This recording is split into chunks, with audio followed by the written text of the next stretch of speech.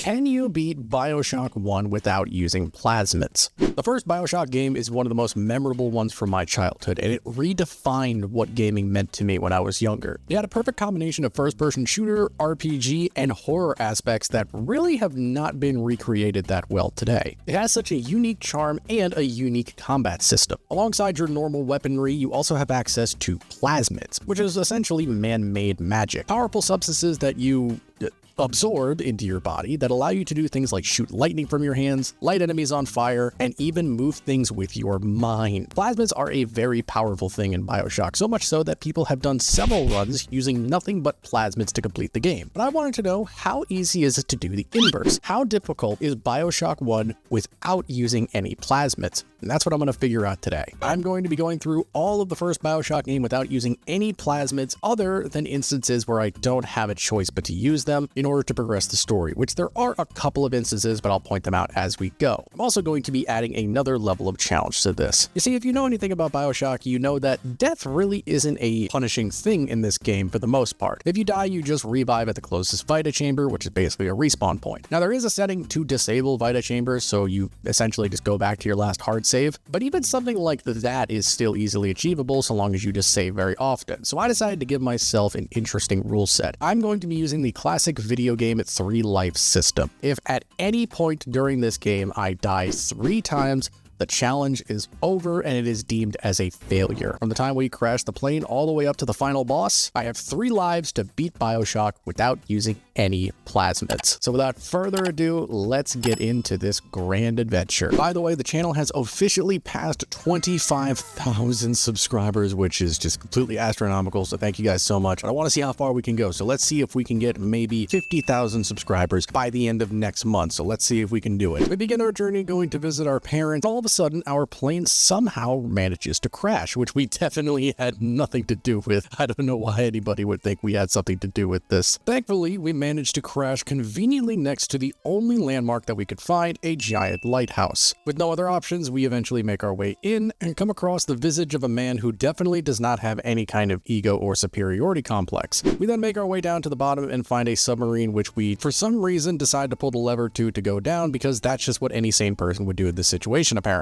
We then hear the tale of Andrew Ryan, a man who apparently did not like the way that any country was running itself, so he wanted to make a city called Rapture that ran completely on free market and free enterprise. And to keep it away, he decided to put the city underwater, which I'm sure is not going to be a problem and was not an engineering nightmare. Seriously, I have no idea how they managed to build any of this or how they got the equipment down here. After a beautiful scenic trip through the bathysphere, we end up meeting our first residents of Rapture, who is brutally murdered right before our eyes before his assailant decides to come after us. Thankfully, she decides to go away, and we are greeted by a kindly Irishman named Atlas, who is definitely not a bad guy and is not going to betray us in any way. He helps us get our bearings and tells us he's going to help us get deeper into the city. After he helps us take out the splicer that was harassing us, we end up getting our first weapon, the trusty wrench. Hello, friend. You and I are going to get very close. Hey, buddy. You're my first victim. And that is the first wrench kill, the first of many. We then make our way up the stairs and get our very first plasmid electrobolt. After an incredibly painful sequence of rewriting our genetic code, we pass out and meet some more of the local attendants of Rapture before getting probably my favorite introduction to a big enemy that I have seen in a game, even to this day. Still, no matter how many times I see that, it's still one of the best reveals. After that, we finally come to, and we are faced with the first mandatory use of a plasmid in the run. And now I am going to not use it. After that, I decide that just saying I'm not going to be using plasmids isn't enough to make me feel comfortable, so I make a couple of changes.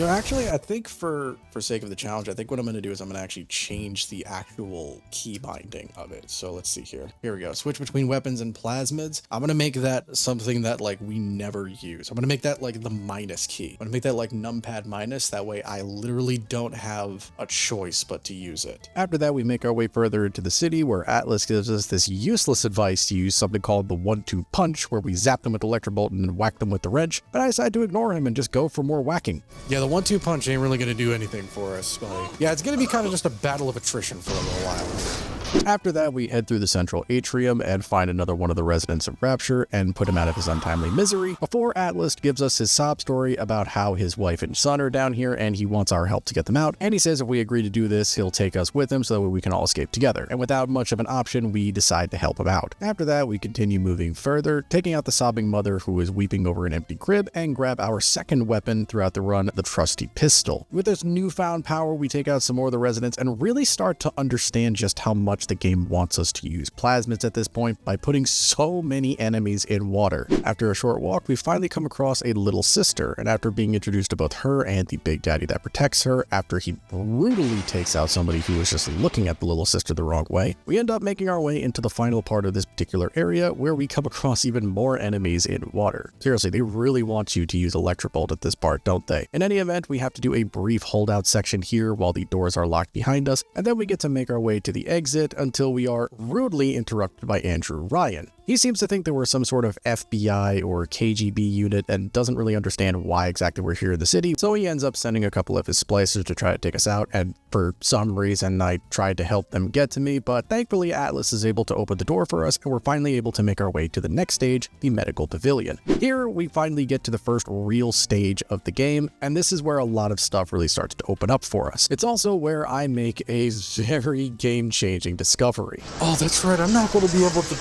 hack a lot of things because I can't electrocute them. Yep, as it turns out, my typical playstyle of hacking basically everything I come across is going to be very difficult because I can't really electrocute anything to hack them. So I have to kind of go through the old-fashioned way. In any event, we have to go through the security gate, but the door is actually locked, and we need a genetic key from one of the doctors in the area, Dr. Steinman. If you want to use emergency access, you'll be needing Dr. Steinman's key. He's the one that runs this place.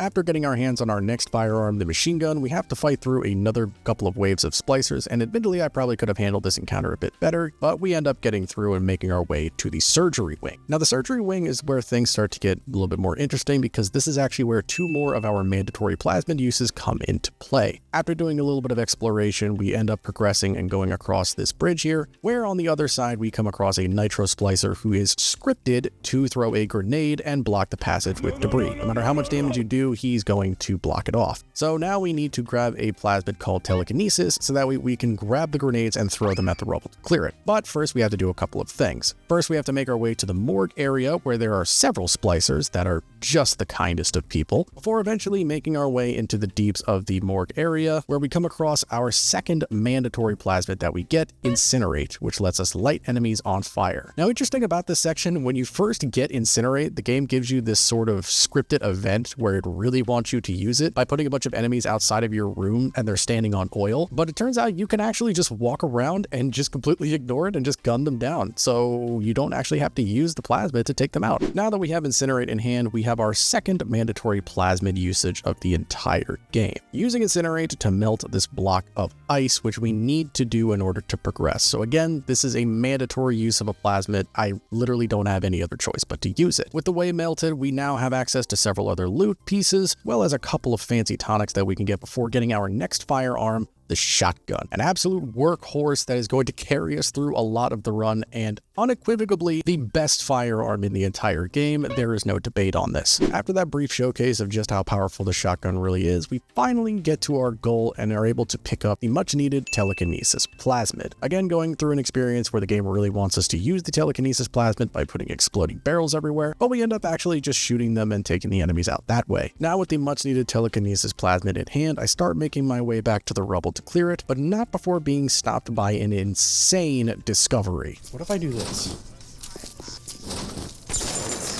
Oh my goodness, that works! Ah!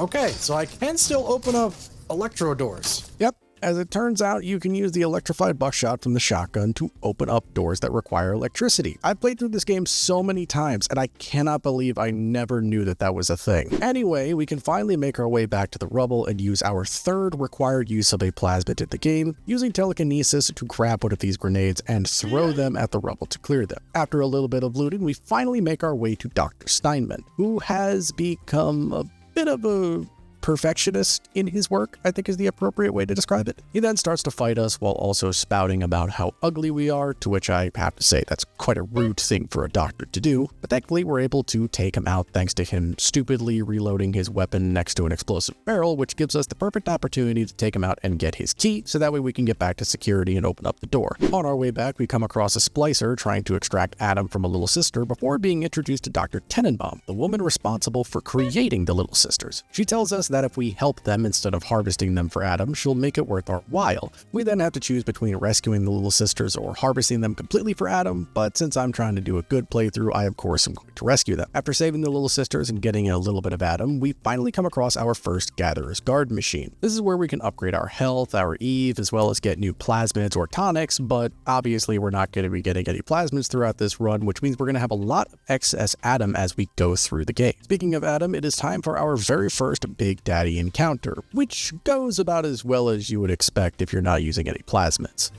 There goes nothing. Hey buddy, how you doing? Oh no, it's okay, it's okay. You can just chill. You can chill. I just need the Adam. Oh! Easy. Oh my goodness.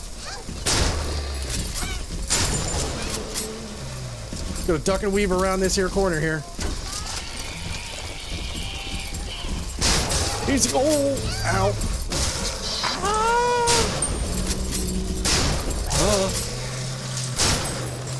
Ah! Okay. After an uncomfortably stressful battle with the Big Daddy, we get a little bit more Adam from the little sister and make our way back to the security system, where we can finally open up the bathysphere door and make our way to our next location, Neptune's Bounty. Here our objective is to find our way into Fontaine Fisheries, where there is supposedly a back entrance leading to Smuggler's Den, which is where Atlas's family is located. After taking out several splicers and automated defenses, we finally make our way into the fishery, where we come across a kindly man named Peach Wilkins. Now, Peach is a bit of an odd fellow, and quite frankly, he doesn't quite trust us just yet, so he wants us to do a favor for him. For some reason, he really wants pictures of spider splicers, so he wants us to get a genetic research camera and take some pictures of them. After a brief encounter from said spider splicer, Peach helps us out and sends us on our way to get the genetic camera, but not before sweetening the deal by offering a nice new toy to add to our collection. Thank you, sir. I appreciate this. So then I decided to break in my new toy in probably the best way possible. Honk. Honk. That was actually incredibly useful. Yeah, the grenade launcher honestly made taking out the Big Daddies on this stage a lot easier, so I ended up just going from one to the other, taking each one out before collecting the Adam at the end. Once I got everything situated, I ended up making my way over to Security Wing to actually find the genetic research camera. Now, I cannot stress enough just how powerful this camera is and how much I significantly underestimate it in my normal playthrough. Basically, what this thing does is it allows you to take pictures of enemies, and as you take more interesting pictures or take more pictures of different enemies, you then gain research against them, and once you hit certain milestones, you then gain upgrades and bonuses such as extra damage against that particular type of enemy, or even just straight up gene tonics or passive bonuses that you get against them. It is ridiculously powerful, and I never really used it too much in my normal playthroughs, but here I am going to take full use of it because it makes fighting a lot of these enemies, especially in the late game, significantly easier. In any event, I take pictures of the spider splicers like Peach wants us to, and then make my way back to the fishery. But not before taking a quick pit stop to take out one last Big Daddy. Oh geez, okay, well I didn't think that was gonna work.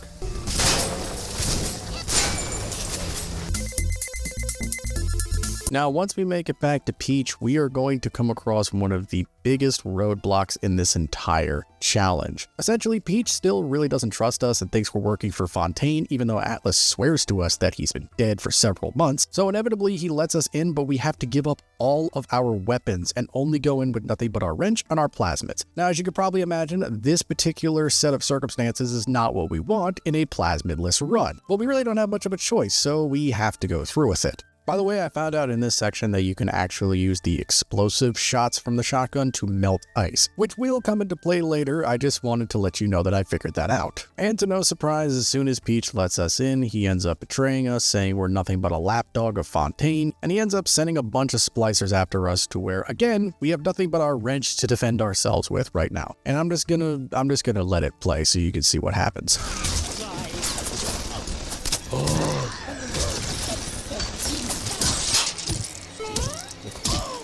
did you just heal? Get back here! Come on, Peach. Yeah, even your own turret doesn't know who you are. Oh, God. Oh, okay, well.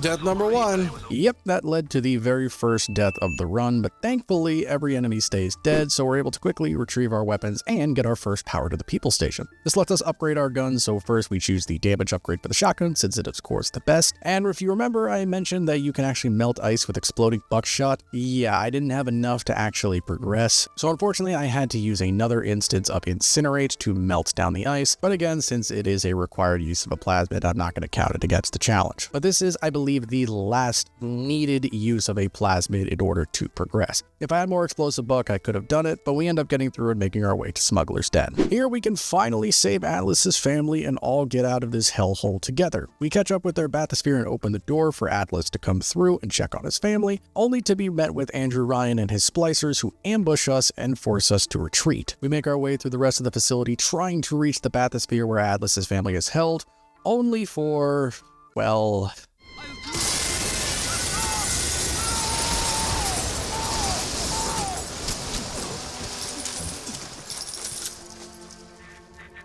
You ooze in like an assassin, and then you try to sneak out like a thief. You're no CIA spook. Who are you? Why have you come here? There's 2 ways to deal with a mystery. Uncover it, or eliminate it.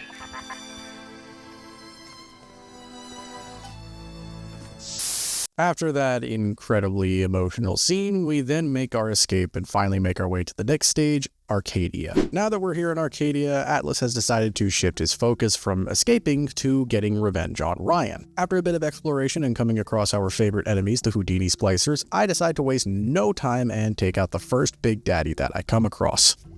Oh, you can fit. There we go.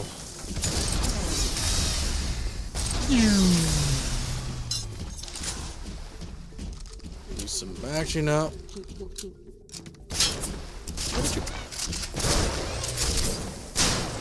Yeah, I got you guys down to a science now. After getting some much needed tonics and upgrades, especially with the help of Tenenbaum, I finally make my way towards the exit where we need to go to get to Ryan's office, only for him to sabotage our way forward yet again. Basically, he releases this gas into Arcadia, which is killing off all the trees and plant life, and since the city is underwater, it gets all of its oxygen from the trees, so we would kinda need to fix this. We meet the scientist in charge of maintaining Arcadia, Dr. Langford, and she's really not too happy with what Ryan is doing to her plants. Essentially, she asks us to get a sample of a rose plant that she can use to synthesize a cure for the illness that is killing off the trees. Once we get the sample and return to Langford, Ryan then discovers what's going on and isn't too happy that a scientist on his payroll is helping us, so he ends up dealing with her in the only way that he knows how. In her final moments, with the last bits of her strength, she ends up giving us the code that we need to get more information on the Lazarus vector, especially the recipe that we're going to need to create it. Basically, we're going to need several different components that Atlas tells us we're going to be able to find at the farmer's market, so that's where we head to next. Essentially, this section is just a giant multi-part fetch quest where we have to get a bunch of ingredients for the Lazarus vector. After taking a quick pit stop to take out a big daddy with the help of a Houdini splicer who didn't even know he was being conscripted by my services, I end up going through and collecting the components as well as a couple extra goodies along the way before heading to our last stop at the farmer's market, the Beehive Sanctuary, to get the last couple of ingredients. After that, we head to the nearest U-Invent station to craft the Lazarus vector as well as a couple extra goodies before eventually making our way back to Arcadia to clear the plants. Once we return, we administer the Lazarus vector, but realize it's going to take a bit of time to fully develop and cure all the plants in Arcadia, which unfortunately means we are going to have to survive against an onslaught of splicers, but thankfully Atlas gives us some supplies to help us defend ourselves since they're going to be coming from a couple of points. Also, that big daddy that you see wandering back and forth, he could not be bothered to help with the fight and ends up just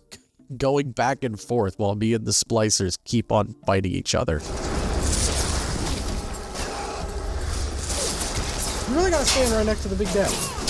Till finally we survive the onslaught and are able to administer the Lazarus Vector. With the trees cleared and our way forward now open, we are finally able to progress and head towards the next location we have to go to, Fort Frolic. Now, Fort Frolic is meant to just be a pit stop on our way towards Ryan's office, but as Atlas tries to talk to us and as we make our way towards the bathysphere, we end up getting cut off from him and introduced into the man who runs Fort Frolic, Sander Cohen. Atlas Ryan.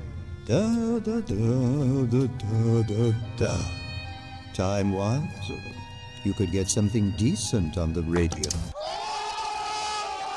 Yeah, so Cohen essentially hijacks us and tells us that he'll only let us proceed if we help him complete one of his art pieces, which requires a unique touch. Essentially what he wants us to do is to find people who have wronged him and deal with them however we see fit, and take pictures of their dead body. Once we do that, we then take the photo and put it onto the mural that he is calling his life's work, and once we complete all 4 photos, he will let us proceed. Yeah, not gonna lie, this dude is really out there even for Bioshock villains. I genuinely don't know where he gets his pleasure from, but we really don't have much of a choice, so we decide to help him. Thankfully, for every picture we add to the mural, he gives us a reward for all of our good work. And the first one we get is the crossbow, one of the most useful and powerful weapons in the entire game. By the way, if you're enjoying this video so far, maybe consider dropping a subscribe because this video took a lot of work to put together. It would really mean a lot to me. With our new weapon and objective in hand, we do a bit of exploration of Fort Frolic before coming across our first target, Martin Finnegan. Now he ends up freezing us and turning us into an ice statue, but thankfully we're able to thaw out pretty quickly and I'm able to take him out no problem. But not before getting a quick heart attack with just realizing how much damage he's able to do to me. Whoa, you hit hard. After that brief moment of terror, we take a picture of Martin's corpse and make our way to the shopping district, where we're able to get more of our targets as well as some extra goodies on the way. There's a lot of stuff that we can explore in this location, especially in the back of this club where we can find this dead body, which is definitely nobody important and is not integral to the lore of this game and is just there for scary ambiance. In any event, we're able to find our second target, Hector Rodriguez, who we are able to gun down relatively quickly, although he does decide to give us a run for our money. After an uncomfortably long chase sequence, we are finally able to gun him down and then grab his photo to add to the masterpiece, which means we only need one more photo. After taking a quick pit stop to absolutely body a Big Daddy and get some much needed Atom, I then come across another Big Daddy where I'm finally able to utilize the crossbow and show you guys just how strong this thing is at taking these guys out.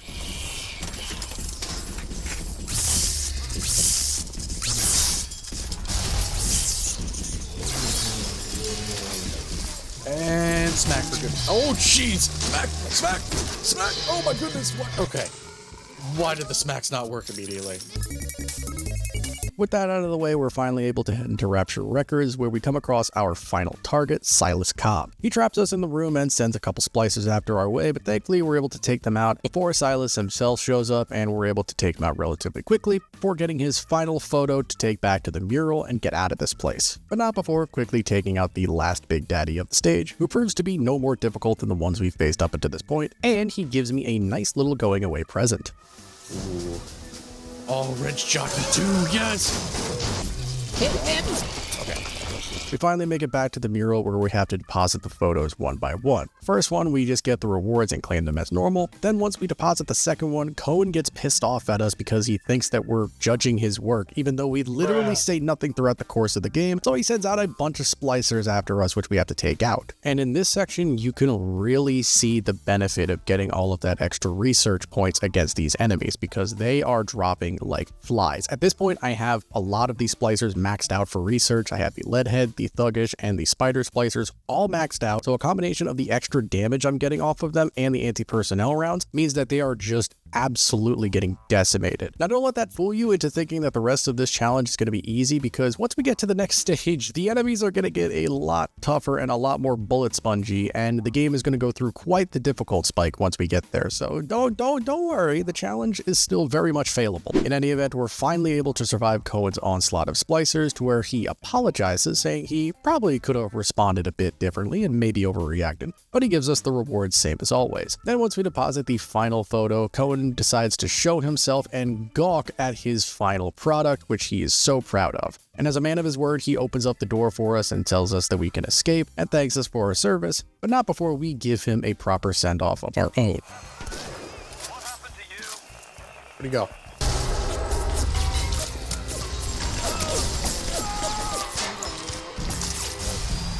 Sorry, buddy. I know it's technically more profitable to leave him alive because you can kill him later for more rewards, but I really just don't like Cohen. In any event, we're finally able to progress and head towards the next area, Hephaestus, the office of Andrew Ryan. Now we're getting dangerously close to the big man himself, and the game is certainly showing that. Remember when I just told you that the game was about to go through a massive difficulty spike and things were going to get a lot harder? Well, this is where it starts to come into play. The enemies here are about to hit a lot harder, take a lot more damage, become more bullet spongy, and this is where a lot of the difficult parts of the challenge are really going to start to show. The game is quite frankly taking the gloves off, and it really shows. Upon arrival at Andrew Ryan's office, he then mocks us, saying that of course the way is blocked and we need to find a way to get through. So Ryan decides to send a bunch of splicers our way to greet us, and we learn that we need to use an EMP bomb to overload the security system and open up the way to get into Ryan's office. Making my way further into the facility, I come across another Big Daddy, and I try to take it out using the same sort of trap setup I used before, only for the plan to be completely sabotaged by an electro splicer.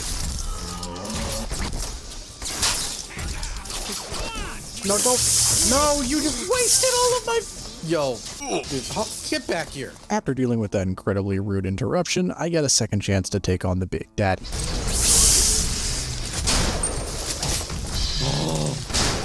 Okay, we're good. Woo! After making it a bit further into the facility, I find a prototype for the EMP bomb that I'm going to need to get into Ryan's office, and I discover that I'm going to need to collect some more components in order to finish it. On my way to get the nitroglycerin, I have to navigate a bunch of these electric wires that I cannot move or avoid because I don't have telekinesis to pick them up and move them. Thankfully, I am able to make my way through and collect the nitroglycerin as required, and the other components I need are all Big Daddy parts, so I kind of need to hunt out all of the Big Daddies in the stage in order to get what I need. After getting all the materials, I make my way back to the prototype bomb and recreate it perfectly. Because, you know, it was just some no-name guy like me definitely has engineering skills. All that's left now is to get to the proper spot to place the EMP bomb to get into Ryan's office. To do that, I need to hold out against a bunch of splicers while I turn the magma release valve so that way I can make my way up to Hephaestus' core to place the bomb. Once I get up there, I move the core into position and then place the EMP bomb down to overload the system and open up the doorway to get to Ryan's office. Then all I need to do is run back to the entrance where I came in to get to Ryan's office, which the fight here is a little bit hectic and I kind of got a bit scared at some point. Thankfully, I end up making my way through and finally getting to the Rapture Control,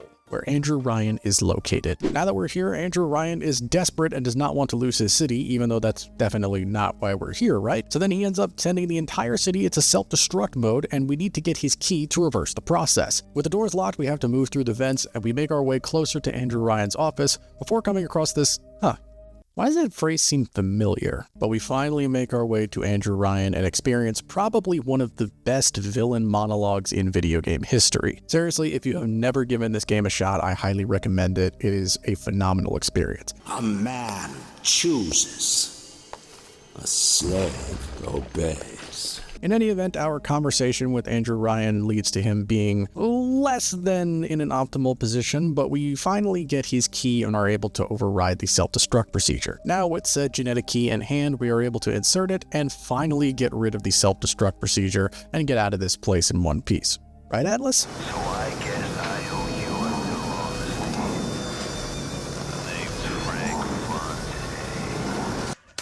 Got him! Yes, it turns out that Atlas was actually Fontaine the entire time and was just using us as a pawn to take over Rapture. Now that he has exactly what he wants, he realizes that we're not useful anymore, so he sends a bunch of drones to take us out. But thankfully, the little sisters that we rescued along the way come to our aid and help us escape. We make our way into the vents only to fall and pass out. We then wake up in the little sisters' hideout and learn that thanks to Tenenbaum, we are now recovered and back to full health. We then find out that the character we're playing as, Jack, was actually born in Rapture. He was created as a genetic research experiment where they wanted to test the effects of mind control and conditioning on people. Long story short, we were basically created with this genetic template where so long as somebody says the phrase, "would you kindly," we have to do what they say no matter what without question. And Fontaine knew this and took advantage of it, which is how he got us to do everything he wanted. Thankfully, with the help of Tenenbaum, he no longer has control over us and can't tell us what to do, and we make the decision that Fontaine needs to be stopped at all costs. Now, even though Fontaine can't tell us what to do anymore, he still has other tricks up his sleeve since we have or genetic stuff messed up about us. Like, for example, he can tell our brain to tell our heart to stop beating, which will eventually kill us. Essentially, what this means is our maximum health is going to be getting lower and lower throughout the course of this next stage, so we have to find a cure to reverse the effect before we can get our revenge on Fontaine. Now, at this point, before I decide to go any further, I make the very stupid decision to take on an elite Big Daddy with no first aid kits. And just watch.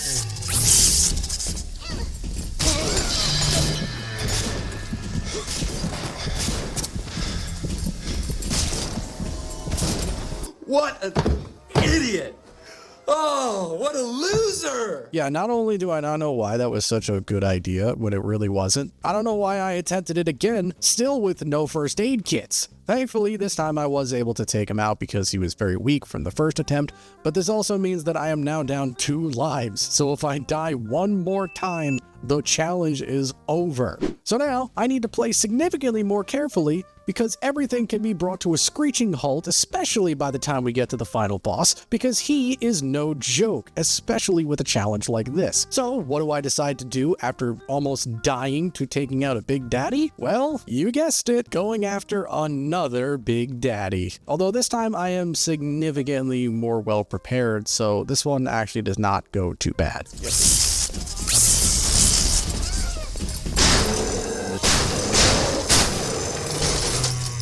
Easy peasy.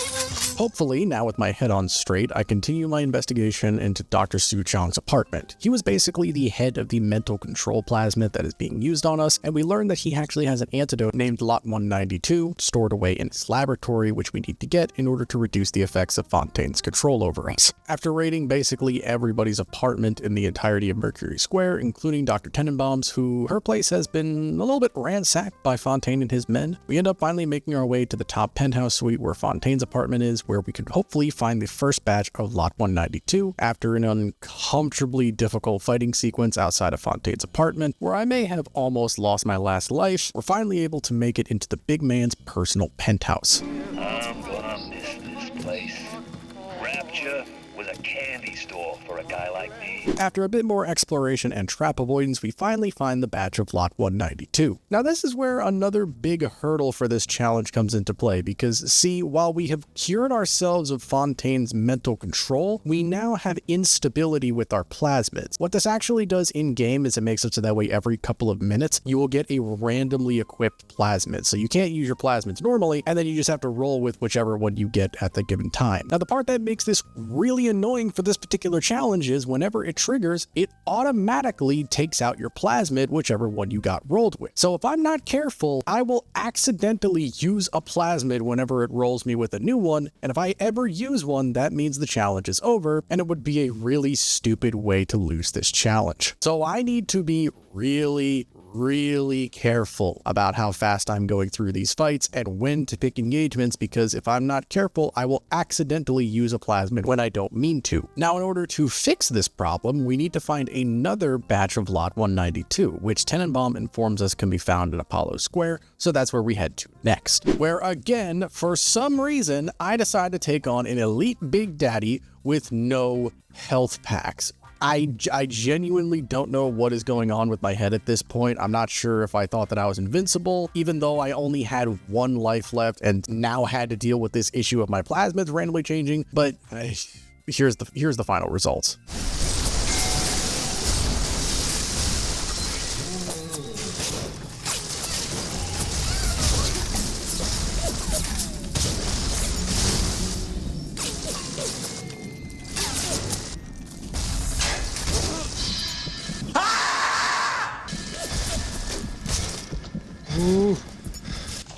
Welcome to the circus of come back when you get some money, buddy.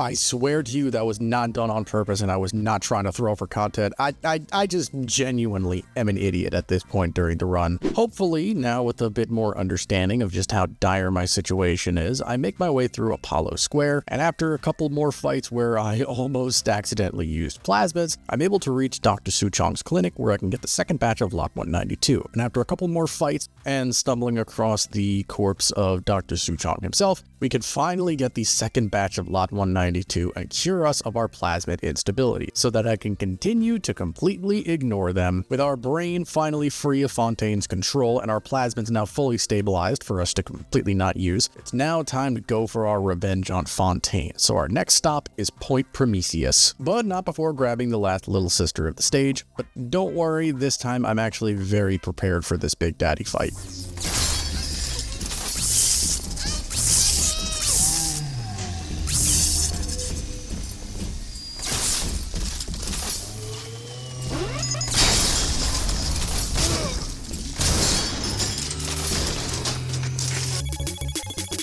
See, when I have my head screwed on straight, I actually can handle a fight pretty well. With that out of the way, after clearing Fontaine's home for the poor, which is definitely not a front to get people to follow him, and Fontaine being just elated that we were able to outsmart him, we finally make our way to Point Prometheus. Once we arrive, we learn that Fontaine has really been juicing up with the Atom game. He goads us into chasing him, which of course we fall for, only for him to again block the way to his location. And this is the last major stage of the game before we get to the final boss, and probably one of the most annoying. See, what we have to do is we need to get a little sister to help us open up the gate to get Fontaine. In order to do that, we need to disguise ourselves as a Big Daddy so that we can lure them to help us. In order to do this, we need to get all the pieces of a Big Daddy suit, as well as change a couple parts about ourselves, including our voice box, and even spray ourselves with Big Daddy pheromones. I don't know what that smells like, so don't ask, in order to make the little sister believe we are an actual Big Daddy. So similar to the farmer's market in Arcadia, this is a gigantic multi-part fetch quest. Thankfully, I find the Big Daddy boots pretty early right in the library. However, it also means I have to hear this annoying footstep sound the whole rest of the level. After that, I head over to Optimized Eugenics and take out my first Big Daddy at the stage, which it could have gone a bit better. You weren't supposed to go through that fast!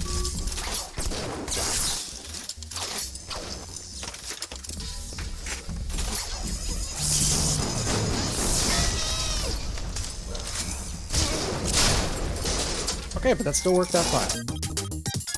After that, I head over to the voice box changer to make myself sound like a Big Daddy. I don't know how exactly this works, but I can only imagine this is a very painful process. Next up is engineering, where I can get the rest of the pieces of the Big Daddy suit, starting off with the helmet, which makes me now have to play the rest of the stage also in fisheye mode, which is just a lovely thing, so I apologize to anybody watching this. I had to suffer through this, so you do too. The last piece of the puzzle we need for the outfit is the suit, which thankfully is pretty easy to get to. Now that I look the part of a Big Daddy, I suddenly get the urge that I must be the only Big Daddy that ever exists, so I end up taking out another one.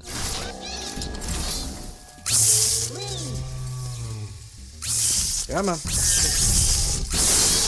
There we go. Easy peasy. Now that I look the part and sound the part, there's only one piece left. Smelling the part. Oh, hey, look, another Big Daddy. Easy.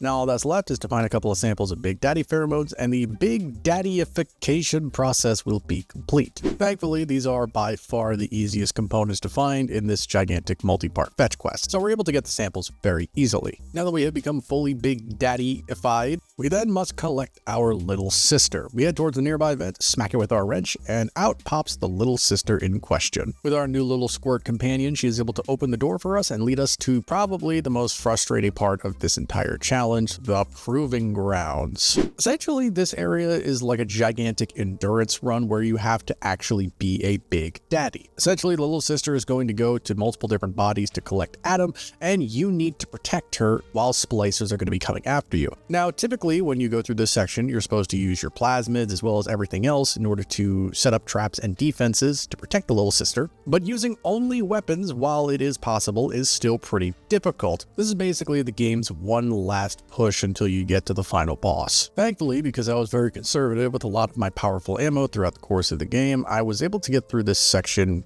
relatively easily. That is, until right about now.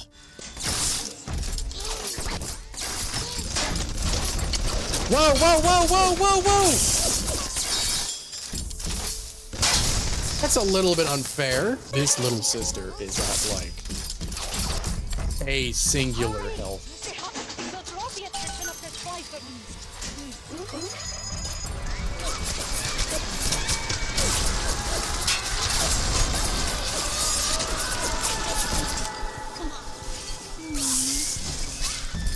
Oh, and yeah, you're gonna give me the, yep. You've given me the electricity. You can't get that with my shock traps.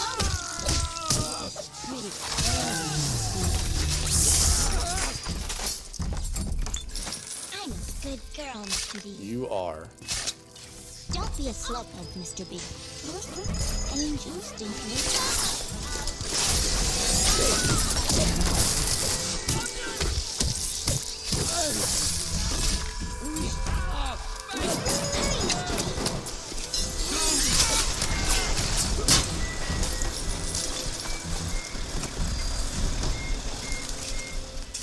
The fact that you are still alive is an absolute miracle. I genuinely have no idea how that little sister survived on 1 HP for that long. Somehow we are able to get through the stage, and now we are ready for the preparation for the final boss fight. The game gives us this area where we can craft or purchase anything that we need. We collect our thoughts and head up to face the big man himself, Frank Fontaine. Now, not only has everything we've done led up to this very point, but this is also where everything can go horribly wrong. Fontaine is a pretty difficult boss fight, especially if you don't have plasmids. And remember, this is my last life, so I essentially only have one shot to take this guy out. I'm not going to cut anything out of the final fight. You guys are going to see it all in one complete take. Here it is, the final battle with Fontaine.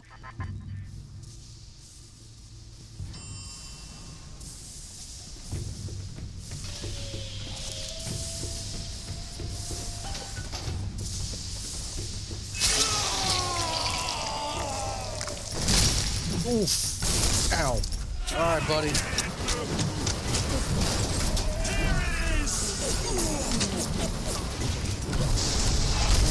Oh.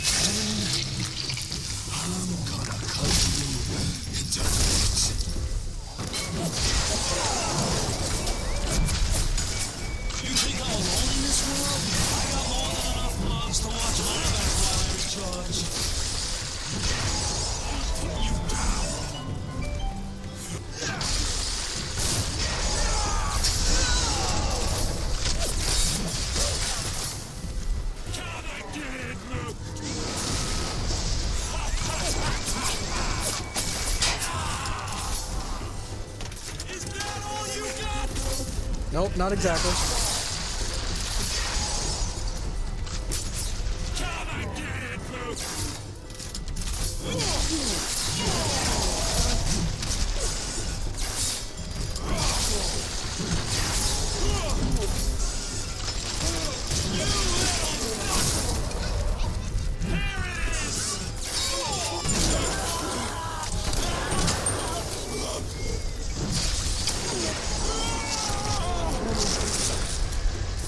My breath. And I don't know.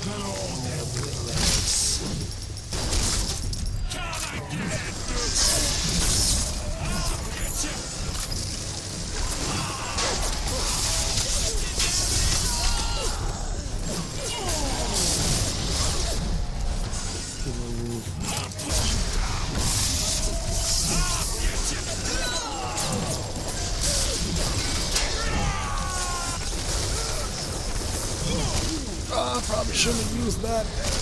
Shit.